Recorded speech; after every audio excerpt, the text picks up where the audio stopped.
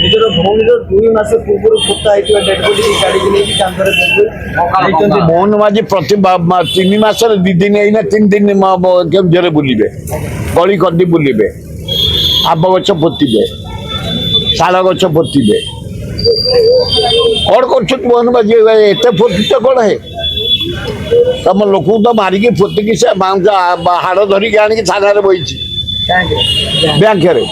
ଲଜ୍ଜା, ବହୁତ ଲଜ୍ଜା। ଜାନ ମାଝୀ ଭଳି ଗୋଟେ ଇଣ୍ଟରନ୍ୟାସନାଲ ଭିଡିଓ ଭାଇରାଲ ଥିଲା, ଏ ଭିଡିଓ ମଧ୍ୟ ଇଣ୍ଟରନ୍ୟାସନାଲ ହବ।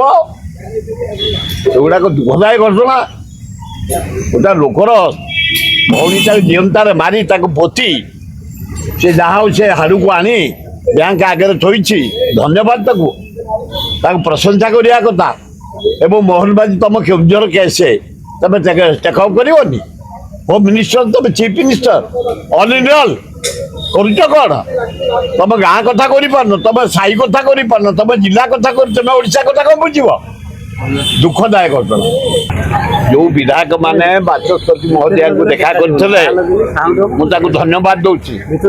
ବିଧାୟିକା ଯେ ଆମର ଅଛନ୍ତି ବାଚସ୍ପତି ଜଣେ ଉଚ୍ଚ କୋଟିର ଲୋକ, ଶିକ୍ଷିତ ଶୁଣ ଟିକେ ଭଦ୍ର ଲୋକ, କିନ୍ତୁ ଏ ଏମଏଲଏ କୁ ଆକ୍ସନ ନେବେ ତାଙ୍କର ପାୱାର ନାହିଁ।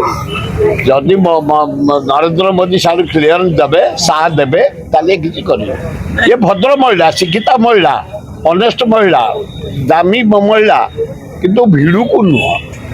ଏ ଯୋଉ ବିଧାୟକ ମାନେ ତାଙ୍କୁ ଦେଖା କରିଛନ୍ତି ଆକ୍ସନ ନେବା ପାଇଁ ଉଚିତ ପଦକ୍ଷେପ ନେଇଛନ୍ତି।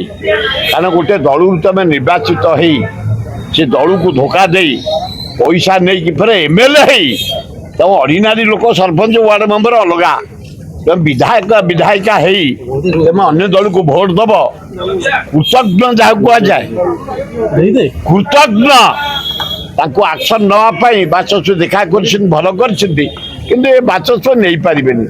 ତାଙ୍କର ନରେନ୍ଦ୍ର ମୋଦି ନ କହିଲେ, ଶାହା ନ କହିଲେ ଟଚ୍ ବି କରିପାରିବେନି। ଯେତେବେଳେ ବିଜେଡି 8 ବିଧାୟକଙ୍କର ପଦ ଯିବା ପାଇଁ ଯେତେବେଳେ ରଥ ପାଇଁ ଯେତେବେଳେ ପିଟିସନ ଦେଇଛି, ସେତେବେଳେ ସୁରେଶ ପୂଜାରୀ କହୁଛନ୍ତି ବିଜେଡି ନେତାମାନଙ୍କୁ ଆଇନ କାନୁନ ଜଣା ନାହିଁ, ଲୋ ଜାଣିନାହାନ୍ତି, ନିୟମ କାନୁନ ଜାଣି। ସୁରେଶ ପୂଜାରୀ ଜଣେ ଦକ୍ଷ ଲୋକ, ଜଣେ ଭଲ ଓକିଲ, ସିଏ କାହିଁ ଏ ଭାବୁଛ ନିଜକୁ ନିଜେ ବିରାଟ ବୋଲି? ଆଉ ସମସ୍ତ ମୂର୍ଖ। ତମେ ଏଇଥର ଆସିଛ ବିଧାନସଭାକୁ, ତମେ କଣ ଜାଣିବ ବିଧାନସଭା ଭିତରେ? ତମେ ଜଣେ ଦକ୍ଷ ଲୋକ, ଅନେଷ୍ଟ ଲୋକ, ଭଲ ମନ୍ତ୍ରୀ। ତମ ଭଳିଆ ଲୋକଙ୍କୁ ଯଦି ହୋମ ଡିପାର୍ଟମେଣ୍ଟ ଦିଆଯିବ, ଏ ଚୋରି ଡକାୟତ, ନାରୀ ଦର୍ଶନ ମାନେ ଆପେ ଆପେ ବନ୍ଦ ହେଇଯାନ୍ତା। କାରଣ ମୋହନ ମାଝୀ ଭଲ ଲୋକଟେ, ନିରୀହ ଲୋକଟେ, କିନ୍ତୁ ତାକୁ ଯୋଉ ହୋମ ଦେଇଛନ୍ତି ସେ ବିଚରା ମାନେ ଜ୍ଞାନ ଶୂନ୍ୟ ହେଇଯାଇଛି। କେବଳ ପୁଳେ ପୁଲିସ ଧରିକିରି ଯାଉଛି ଯୁଆଡେ। କିରେ ତମେ ତ ନିରୀହ ଲୋକଟେ, ତମକୁ କାହିଁ କିଏ ବାଡ଼େଇବ? ତମକୁ କାହିଁ କିଏ ଟଚ୍ କରି? ଏତେ ପୁଲିସ କାହିଁ ତମେ ଦଉଛ? ଚାରିଆଡେ ନାରୀ ନିର୍ଯାତନା, ସାଢେ ପୁଲିସ ପଠାଅ। ଚାରିଆଡେ ଡକାୟତି, ସାଢେ ପଠାଅ। ଚାରିଆଡେ ରେପ, ସାଢେ ପୁଲିସ ପଠାଅ। ତମ ଗାନ୍ଧୀରେ ଏତେ ପୁଲିସ କାହିଁ ଯାଉଛନ୍ତି? କଣ ଆବଶ୍ୟକ ଅଛି? ତମେ କାହାର କଣଟା କରି ପକେଇବ, ତମକୁ ମାରି ଦଉଛନ୍ତି କିଏ? ମୋହନ ମାଝୀ କି ନିରୀହ ଲୋକଟେ ଏତେ ଫୋର୍ସ ଦେବା ଦରକାର କଣ? ନବୀନ ପଟ୍ଟନାୟକ ଏତେ ନଉନଥିଲା, ଜାନକୀ ପଟ୍ଟନାୟକ 4ଟି 5ଟି ଗାଡି ନଉଥିଲା, ଏ ଯାଉଛି ଏକଦମ 30 ଗାଡି। ଓ ବୋପାଲୋ, ଇଏ କିଏ ମୁଖ୍ୟମନ୍ତ୍ରୀ? ଏଗୁଡାକ ବେକାର ପଇସା ଗୁଡାକ ଇଆଡେ ବରବାଦ ଦଉଛି, ଏଟା ଆଇନ ଶୃଙ୍ଖଳା ଆଡେ ପଠାଅ।